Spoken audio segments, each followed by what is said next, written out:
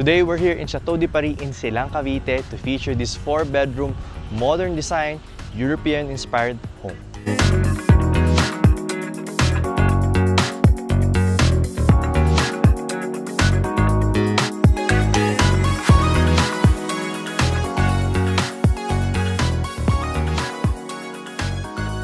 This property sits in a lot area of 226 square meters with a floor area of 260 square meters. It has 4 bedrooms, it has 4 toilet and bath, a powder room, a maid room with its own toilet and bath, and a 2-vehicle carport. So let's begin the tour by appreciating the exterior part of the property. This is a European-inspired French modern home that's very nicely done or nicely put.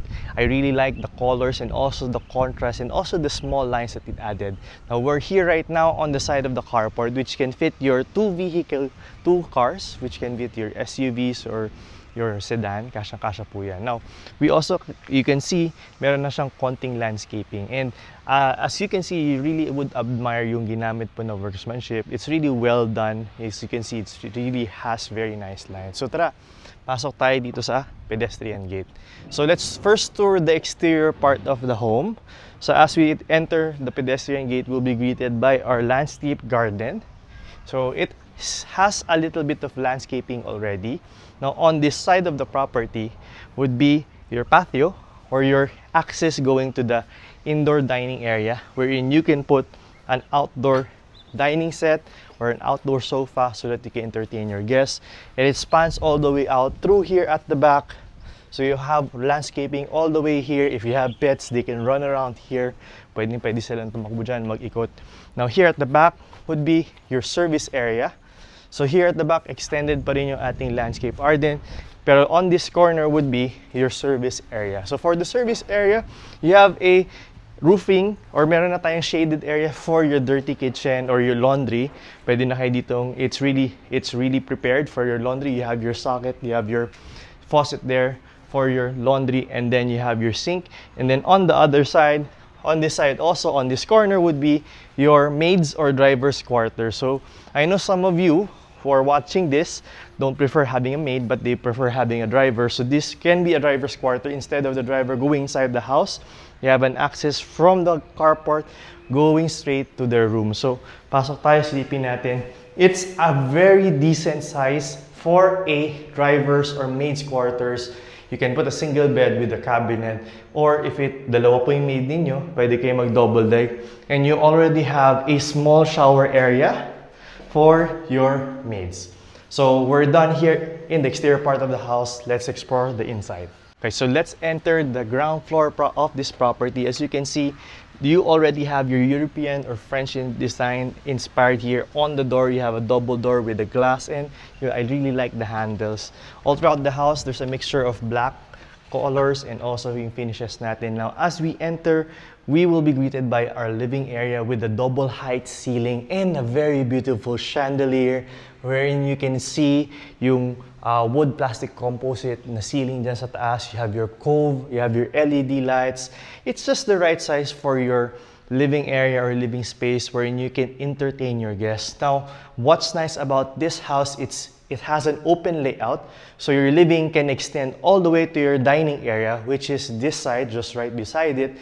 And kasya po dito ang ating 8-seater, 6-seater, maybe a 10-seater dining table, depends on how you would like to fit it. And you also have an access door going to the outside through the sliding French doors. So ang ganda nito. I really like yung aesthetic niya, the tiles that they use, yung ceiling height natin is very nice, even the LED lights na ginamit. Now, right beside our dining area would be our kitchen with your quartz countertop, and you also have this breakfast nook here. You have this magnetic sockets here that you can move around, and then meron din po tayong mga dish racks right below this nook. And then you have this L-shape na counter, na very long counter. If you like cooking, this is a perfect kitchen for you.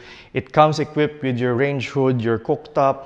You also have your microwave, and you have your oven. Kasama na rin po dito yung ating refrigerator. And ang maganda dito para sa mga for washing dishes, this really is very useful. You have your dish drain, and also you have 2 sinks magagamit niyo properly. Now, right beside our kitchen would be an access to our pantry. or this can be a linen room depending on what you would like to do with it. But this one can be a direct pantry. You can put some of your canned goods, your spices here. It's really a good space, and you have the window there so that maiwasan po yung molds. You can open it up, and then meron natin tayong cabinet space. Now, you still have a small space here. Depending on what you like to put here, pwede pa kayo maglagay ng cabinet, or you can add something so that you can full equip your pantry. Now, here on the ground floor, we also have the guest room. So, we have 4 bedrooms. All of the bedrooms here in the house has its own toilet and bath. By the way, I like to appreciate itong hallway na to. You can actually do a lot of things here. You can put a sitting area here. You can put a mirror. You can put maybe a cabinet here to place some of your stuff. It's very nice. So you can put an altar depending on what you like. So welcome to the guest bedroom. One thing that I like about the house, they really made use of solid wood. So this is seen all throughout the house, and gumamit rin siya ng mga vertical lines so that it can match yung wooden slats natin dun sa second floor. Now, we also have, pagkapasok natin, we have our toilet. So yung toilet natin comes with your countertop, you have your sink with your faucet, you have your toilet area, and then you have your glass partition and your shower.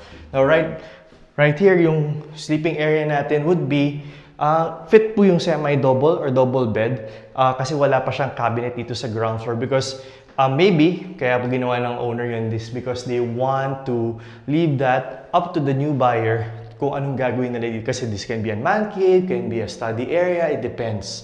Okay? So we're done here in the ground floor. Let's go to the second floor. Welcome to the second floor. Here we have 3 bedrooms, 3 toilet and bath. But before we explore the whole second floor, let's just appreciate the 2 chandeliers right beside me. Here, one in the stairwell, which is very nice, which mixes with the European-inspired theme na meron rin po siyang black colors and also yung type of bulb na ginamit natin. And ang ganda kasi this is the second floor, is you notice nag-iba po yung color ng ating flooring.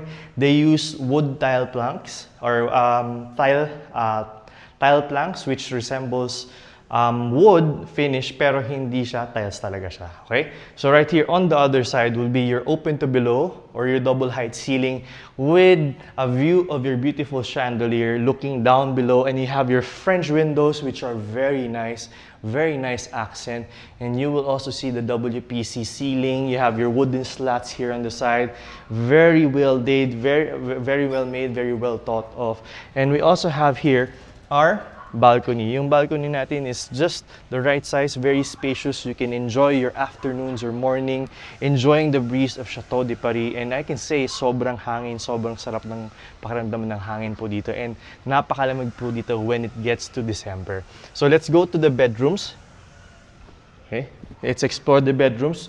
We have 3 bedrooms here, 2 secondary bedrooms and 1 masters. Let's begin with the first bedroom here on the second floor. It's quite spacious. Now, as compared to the ground floor, wala po siyang cabinets. Pero this one, meron na po tayong cabinets for all the rooms, and you have your provision for your air conditioning. So, you have a space here. We can fit your semi-double, double bed, or queen-size bed.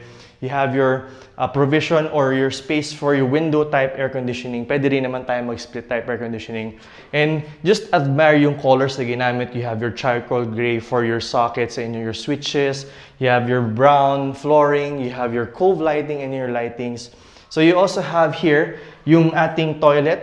So again, all of the rooms here has its own toilet and bath. Even the maid's quarters down below or the driver's quarters down below. Let's explore the other side. By the way, just to mention, this is a textured wall, also wallpaper, very nicely put. Nagdagdag siya ng konting texture in the house or in the room, very nicely put. And by the way, again, you have your cabinets. It's a full-size cabinet. Okay, kasyang-kasya. It can fit all of your clothes. Now, right beside it would be your second bedroom of the second floor. So it looks a little bit more bigger as the first one. You can fit your queen size, your semi-double or double bed. Again, you have your cabinets, your cove ceiling, your charcoal gray sockets, and also your switches. You have your textured wall here. You also have your Korean blind. So you also have your cabinet here. So it's very nicely put. By the way, this is how the toilet would look like for both rooms.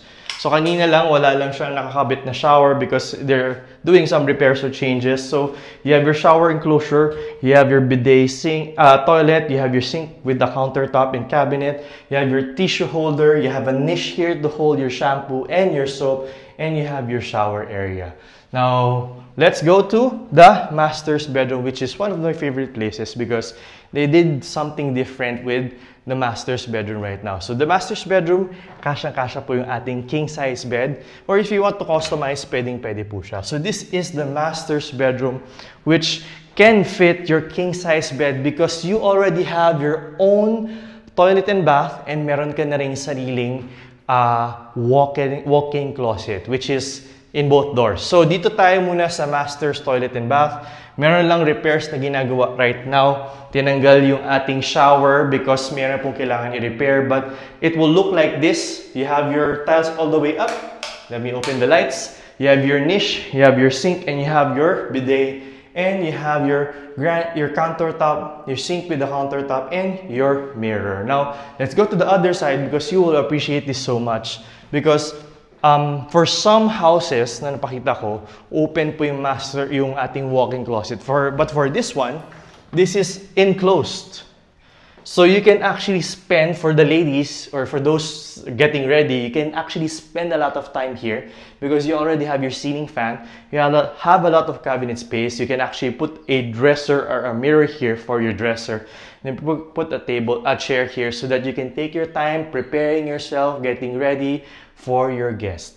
Thank you for watching our house tour for today. If you would like to see this property in the actual, or you would like to schedule a site visit, you can contact us in the contact information posted on the screen. We're also on social media. We have our Facebook and Instagram. Now, if you want to look around and you want to see our property listings, you can visit our website, liveinthesouthph.com. Now, if you want to get updated with the latest news of the properties that we'll be posting or mga latest project launches that we are handling, you can join our Viber community. The link is on the description and it's in the comment section. Once again, this is Arman Cruz and I hope to see you soon in my next house tours. Bye guys!